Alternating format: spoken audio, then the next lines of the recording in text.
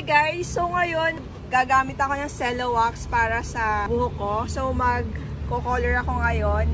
Etong Cello Wax Color Violet. Nasa 55 pesos lang. Price natin yan. Ito siya, 55 pesos yan. So, tara, color na natin. Kasi after ko mag-ano talaga, mag-bleach, ito na mag-hair color ako. Next day. So, ito na siya. Amoy grape siya. Ang bango-bango niya. Grabe. Oh, pero mabango nga. Ayan na. Oh. Makikita niyo. Ayan o. Makikita niyo. So, dapat may, syempre, dapat may pang hair comb kayo. Pang hair color comb kayo. Tapos, ito na yung color niya. Color violet. Gabi na kasi ako maglalagay. Ako maglalagay. Yan lang yung yan na, ate kayo maglalagay. So, nagsusupot na siya ng plastic. Dapat ako kaso lang nag-volunteer yung ate ko na maglagay. Pero guys, ang bango niya. Nakakainin eh. Eto na, maglalagay na ako. Kasi nakikita niyo yung color ng hair ko. Diba dapat sa likod yung video? Nakikita niyo yung color ng hair ko is masyadong bleach na bleach yan.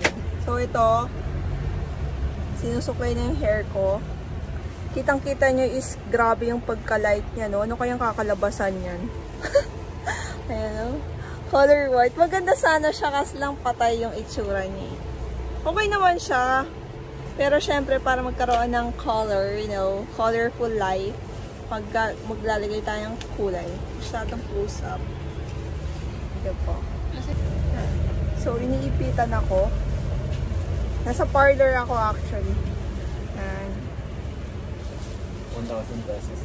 Alam nyo guys, kapag magpapa-parlor kayo, syempre ang bleaching is nasa 1,000 gaya nga ng sinabi ko. So, katulad ng akin, nakadalawang bleach kasi ito. So, mga 2,000 yan. Pero dahil ate ko lang naglagay, so free. Bahala na.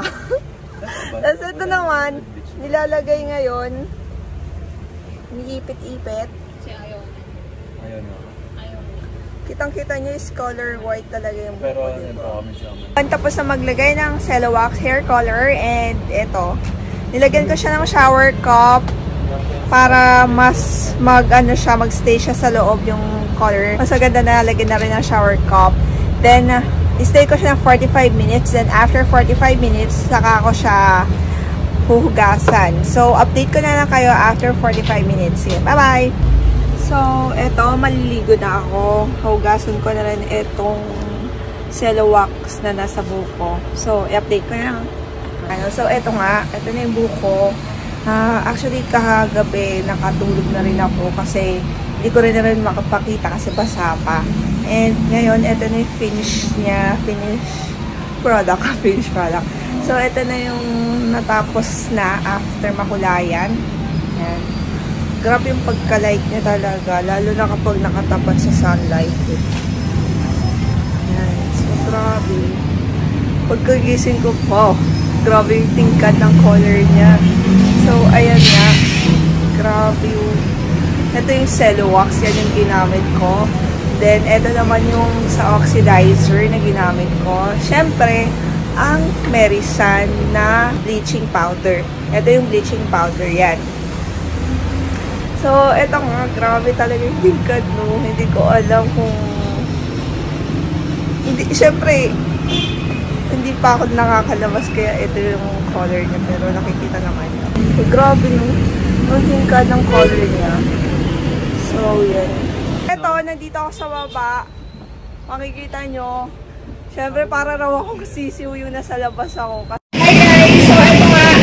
Lumabas ako para makita pa yung color ng buhok ko. Then, ito yung color ng buhok ko kapag nasa liwanag. Pero makalimit kasi ngayon. So, ito siya. Ayan. So, yun yung ginamit ko na Cello Wax Color Violet.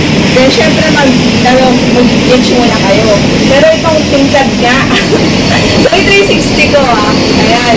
Higot ko. Lalo naman. Ito yung itsura niya. Tapos ito naman yung anit niya, yung tinawila. Yan. Ayan.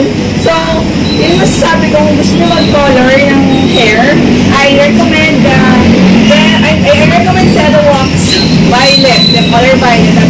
Ano masasabi ko? So, see you on my next review. Bye-bye!